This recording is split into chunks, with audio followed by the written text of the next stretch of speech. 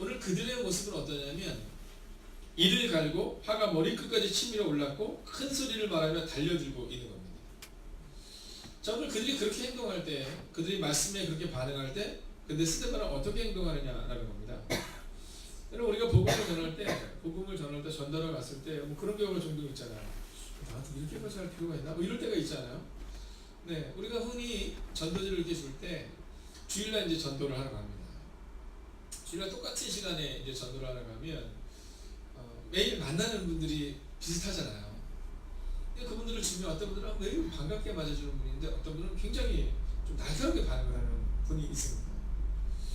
오죽 날카롭게 반응을 하면 그 분을 보면서 꼭 전도를 해야 되나 이런 마음이 들 정도로 날카롭게 반응하는 분들이 있을 수 있어요. 자, 전도를 처음 나갔을 때 이 첫 번째가 참 중요합니다. 그래서 저희가 부활절이나 또는 우리가 추수감사주 이럴 때는요, 부활절에는 저희가 계란으로 전도를 하고 추수감사주일 때는 귤로 전도를 합니다. 그때 이제 전도를 딱 나가면 그럼 그 전도를 나가신 분들이 좋은 반응 가지고 와요. 왜냐면 부활절에는 세상 사람들은 이미 마음의 준비가 되어 있어요. 뭔가 좀 받아야지 뭐 이런 마음의 준비가 되어 있고요. 그리고 추수감사절에 귤을 주면요, 받을 준비가 다 되어 있는 걸 보게 돼요. 근데 그때 전도를 처음 나가신 분들은요, 전도가 재밌다고 여겨져요. 근데 처음 전도를 나가는데 좀 날카롭게 반응하는 분들을 딱 만나면 나 전도 못할 것 같아요. 이런 마음이 드는 거죠. 자, 우리가 전도를 하러 딱 나갔을 때 굉장히 날카롭게 반응하는 분들이 있으세요. 어떤 분은 막 화를 내는 경우도 있죠. 주일날 오전에 한 분이 계신데요. 그 분을 볼 때 제가 이렇게 분위기를 봅니다. 계속 얘기는 해요. 근데 그때마다 거의 한 90% 이상이 대답도 하잖아요. 딱 이렇게 말하세요. 나한테 이거 다시 주지 마세요. 이런 표현을 쓰거든요. 제가 이렇게 보면서 이렇게 매주마다 그 얘기를 전도를 하죠. 자, 사람들이 우리가 복음을 전할 때 우리 가운데 날카롭게 반응할 때, 자, 그때 우리는 어떻게 반응해야 하냐라는 겁니다. 자, 오늘 스데반의 모습을 통해서 우리가 전도하러 나갔을 때 사람들이 우리의 전도의 반응이 별로 좋지 않을 때, 그때 우리에게 몇 가지를 얘기했는데, 첫 번째는 예수님께 집중해야 한다는 겁니다. 자, 이것이 오늘 주님이 우리에게 주시는 메시지예요. 예수님께 집중해야 한다. 여러분, 소리에 너무 민감하지 마세요. 여러분, 소리를 지르는 사람들 있잖아요. 큰 소리를 내서. 이거 습관입니다. 네, 교회도 그렇고 가정도 그렇고 공동체에서 이렇게 습관적으로 좀 큰 소리를 내는 분들이 있으세요. 예전에 제가 이사 오기 전에 저희 1층에도요, 어린이집을 운영하셨던 분이 있으셨어요. 어린이집을 운영하시니까 참 좋으신 분인 거는 분명한 것 같아요. 근데 소리가 굉장히 크세요. 수요일을 끝나거나 또 이럴 때 이렇게 가면 두 분이 아마 부부싸움을 하시는지 아닌지는 잘 모르지만, 사실 부부싸움을 하고 계세요. 왜냐하면 다 들려요. 그 소리가 4층까지 들릴 정도예요. 자, 근데 어느 날 그분께서 이제 저에게 그 아이에 대해서 이제 상담을 오셨어요. 제가 학교에 있을 때니까 상담을 오셔서 얘는 어떻게 해야 되냐고 이렇게 물어보시는 거예요. 자, 어린이집 원장님이시니까, 어린이집을 뭐 하시는 분이시니까 너무 그것에 대해 잘 아시는 분일 거거든요. 그러면서 이 아이가 가끔 가다가 확 소리를 너무 지른다는 거예요. 자기 제어가 잘 안 되는 거예요. 근데 그때 제가 그런 얘기를 드렸어요. 아이들은요, 부모를 닮아가요. 그랬더니 그분이 뭐라고 그러시냐면, 그러니까요, 우리는 그런 사람이 없는데. 제가 볼 때는 한 달에 한두 번은 꼭 그 큰 소리가 저희 연립을 통째로 다 부담스러울 정도로 하는데, 그러니까요, 우리 중에 그런 사람이 없다, 이런 표현을 쓰시는 거예요. 제가 그 얘기를 들으면서 그분께 그럼 제가 어떻게 도와드릴까 했더니, 목사님 학교에 상담 선생님 계시니까 그분과 함께 이렇게 왜냐면 상담료가 비싸잖아요. 그걸 좀 부탁을 하시더라고요. 여러분, 소리에 민감하면 안 돼요. 그리고 소리를 내면 안 돼요. 예수님께 집중하셔야 돼요. 우리는 종종 우리의 뒷모습이 우리의 자녀들에게 그대로 새겨진다는 사실을 자꾸 잃어버려요.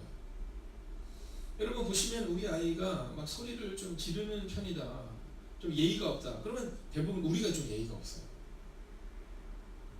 여러분, 우리가 만약에 우리 자녀가 좀 기도를 열심히 한다, 참 그럼 좋겠는데, 저는 요즘 생각해요. 내가 기도를 열심히 안 하나? 이런 생각도 하는데요. 여러분, 그냥 아이들은 이렇게 기다려주는 거죠. 우리가 주님께 집중하면서 그냥 살아내는 거야. 자, 우리는 누군가 우리한테 막 소리를 지르고 막 그러면 어떻게 나한테 이럴 수가 있어 막 이렇게 반응하지만, 내가 무슨 잘못이 있다 이렇게 반응하지만, 여러분 예수님께 집중하면 그럼 그 문제를 넘어설 수 있다는 거예요. 조선이라는 이름을 가진 나라에 처음 복음을 들고 들어온 선교사님들의 삶을 보면 모든 것을 참 내어주셨죠. 근데 우리 조선은 어떻게 했어요? 네, 우리의 조상들은 그들 목을 쳤죠. 자, 근데 그럼에도 불구하고 계속 오세요.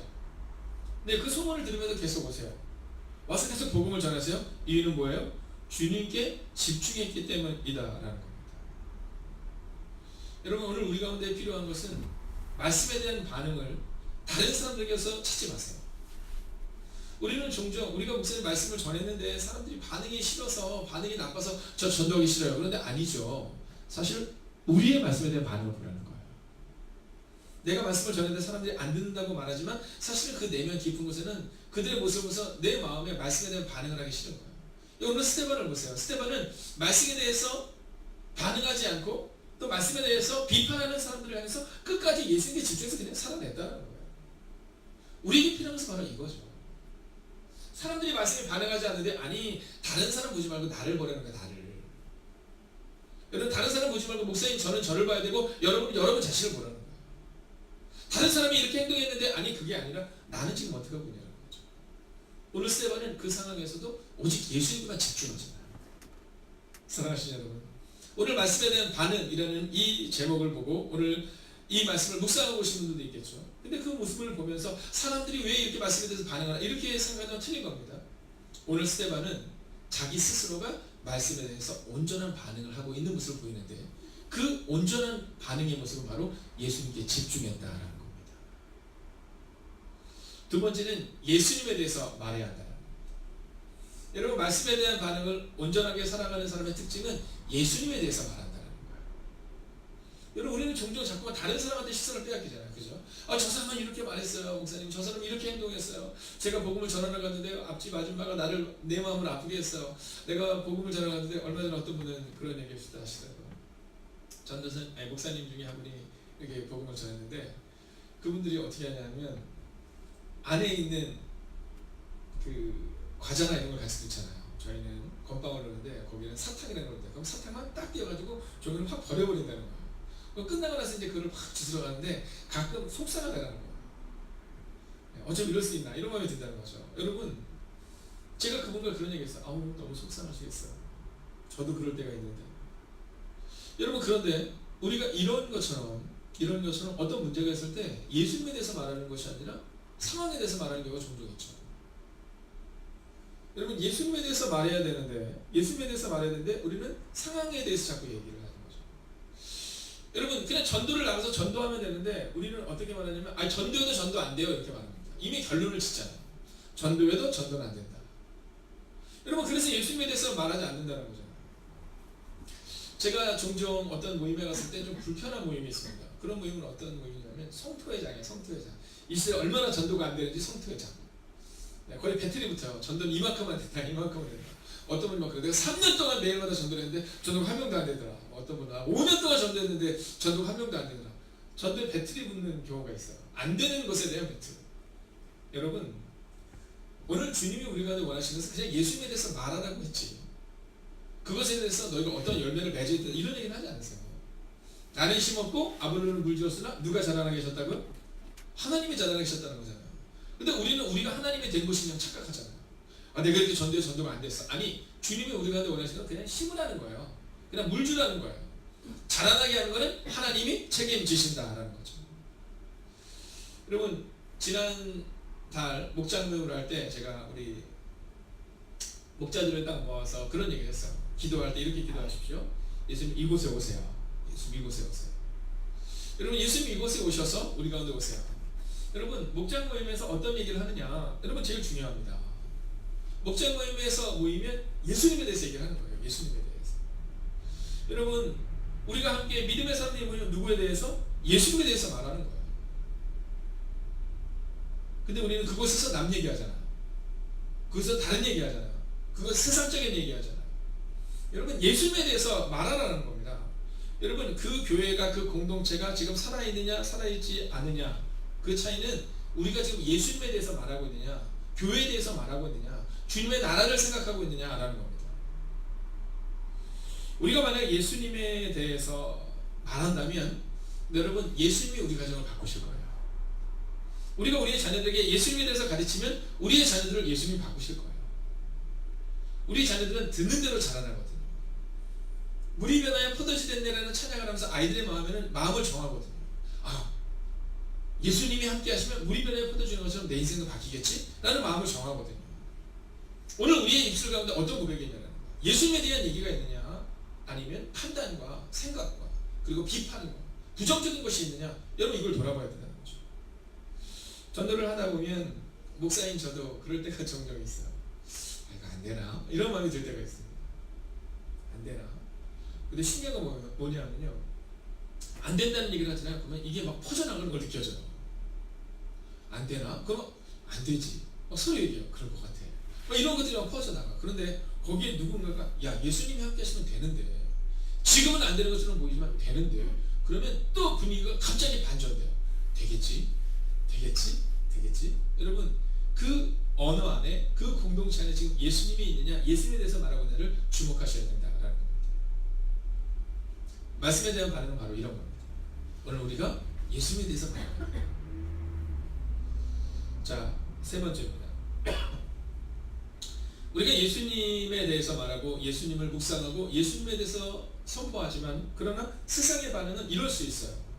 여러분 같이 한번 성경을 같이 읽어볼까요? 57절 함께 있습니다. 시작. 그들이 큰 소리를 지르며 귀를 막고 일제히 그에게 달려들어. 아멘.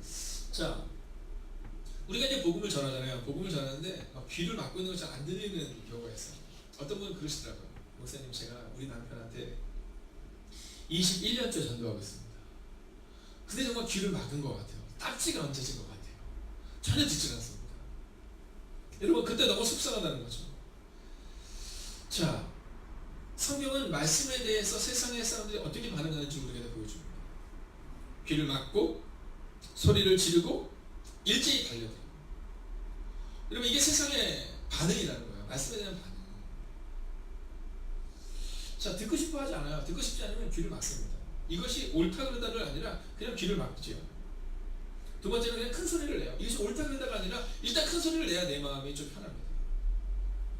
그뿐인가? 여러분 달려들어요. 이번에 오셨던 무종식 선교사님과 이제 예배 전에 교제를 해서 참 좋았던 시간이었어요. 근데 무종식 선교사님도 저도 이렇게 얘기를 할 때 우리가 잘났어 이런 얘기 하지 않으시더라고요. 너무 좋으시더라고요.